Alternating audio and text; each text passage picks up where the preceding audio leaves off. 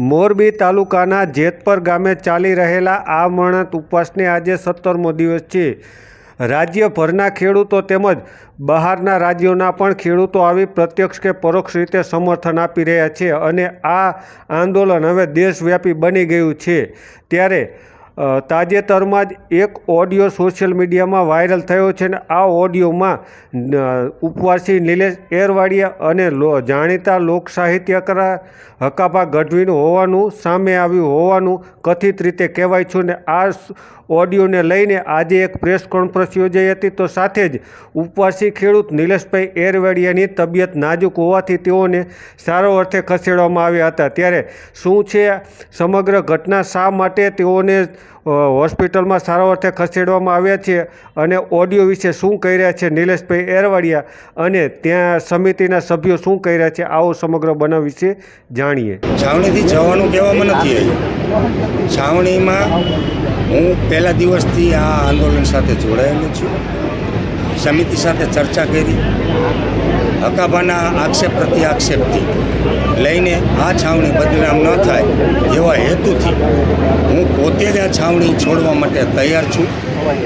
મારી એક વાત બીજી છે કે સમિતિ સાથે ચર્ચા કરી છે, આવનારા સમયમાં જે નવા કાર્યક્રમો કરવામાં આવશે, મારા અમરનાથ ઉપવાસ ચાલુ છે, આવનારા સમયમાં જે કંઈ સમિતિ નિર્ણય લેશે એ સમિતિ સાથે હું સંમત છું।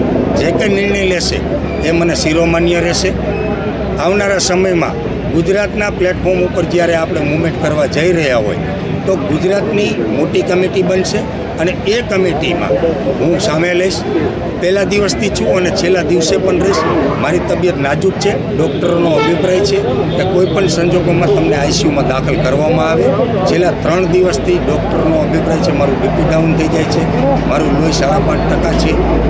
તો એ સંદર્ભે મારો પણ નિર્ણય છે કે મારા હિસાબે આ ખેડૂત ભાઈઓની જે યુનિયન અને તાકાત થઈ છે, આખા ગુજરાતના ખેડૂતોએ જે સમર્થન આપ્યું છે અને સરકારને ઝુકાઈ છે, ક્યાંક ને ક્યાંક સરકાર ઈચ્છે છે કે આ છાવણી વિખાઈ જાય, આ છાવણીનું ઉઠમણું થઈ જાય અને આ આંદોલન વિખાઈ જાય। પણ હું નથી ઈચ્છતો કે આ છાવણીને કાંઈ પણ આંચ આવે એવા હેતુથી, એવા આશ્રયથી હું પોતે જ આ છાવણીમાંથી આક્ષેપ પ્રત્યાક્ષેપના હિસાબથી હું આમાંથી હટી જાઉં છું અને હોસ્પિટલાઇઝ થઉં છું। મારા અમરનાથ ઉપવાસ ચાલુ રહેશે અને સમિતિ જે કંઈ નિર્ણય લેશે એ મને શિરોમાન્ય અને સંમત રહેશે। એક કલાક પહેલા તો આપણે એવી વાત હતી કે લડી લેવાની વાત હતી, તો 1 કલાકમાં એવું શું થઈ ગયું? છેલ્લા શ્વાસ સુધી લડવાનું જ છે। પહેલા દિવસથી હું આમાં સામેલ છું આ આંદોલનની અંદર। મારી તમને ત્યારે પણ મેં કીધું હતું કે હું તમને લાંબી બાઇટ્સ નહીં આપી શકું કે 1 to 1 નહીં કરી શકું, કારણ કે મારી શારીરિક ક્ષમતા, મારી ઇમ્યુનિટી નથી।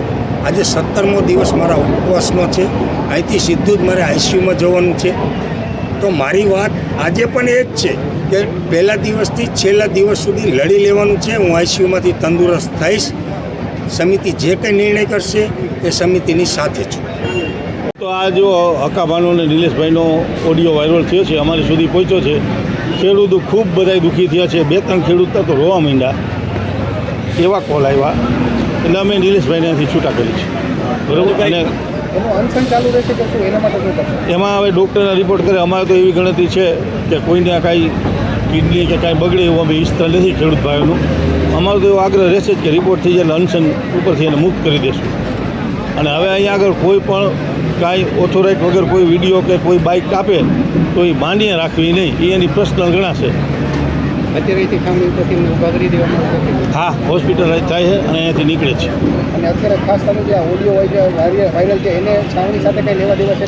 ના, છાવણી સાથે રહેવા દેવા નથી, બરાબર। અને એ તો એની પર્સનલ મેટર છે, બેના જવા છે, ત્રીજો કોઈનો વોઇસ છે નહીં, બરાબર। અમારું આ આંદોલન ચાલુ જ રહેશે।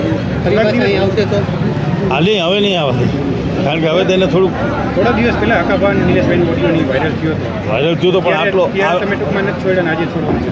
હા, પણ ત્યારે એવું હતું કે આવા પૈસાની ને એવી વાત નહોતી, ખાલી એવું હતું કે મને ન આવવા દીધો, મને ન પૂછ્યું। અને આ તો 2 કરોડની વાતો કરે છે, તો પબ્લિક અમને શું વિચારશે કે તમે આમાં સામેલ છો? અમારું ક્યાંય નામ નથી લીધું એને, પણ કાલ સવારે તો એવા વિડીયો આવી જાય બીજા કોઈના હકાભાને ન હોય તો બીજા કોઈને આવે, તો ખોટું ઓલું થાય એવું અમારે કરવું નથી ને અમારું આંદોલન અમારે બગાડવું નથી।